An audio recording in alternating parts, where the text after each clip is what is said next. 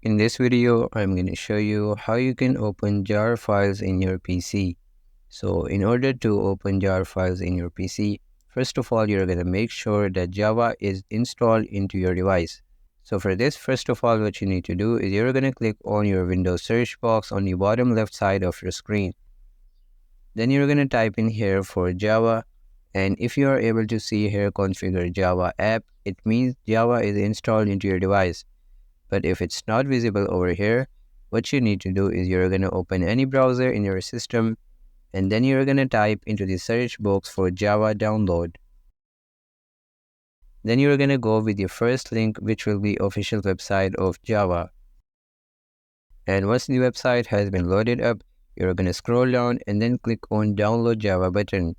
Once the setup file has been downloaded into your device, what you need to do is you're going to navigate to the location where you have downloaded your file.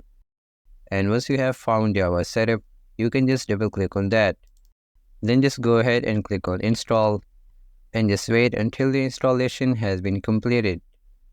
And once it's done, you're going to right click on your file again and then you're going to hover your mouse over open with. Then you should be able to see here the option Java TM Platform SE binary.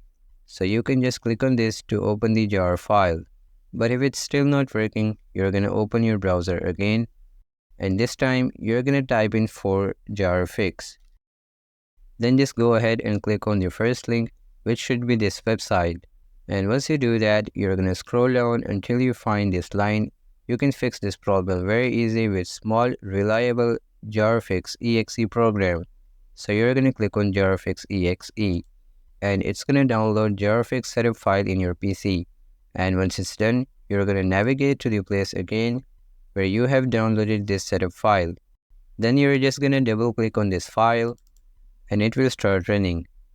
Then what you need to do is you're going to close this all, right click on your file again, hover your mouse over open with, and then click on Java Platform SE binary.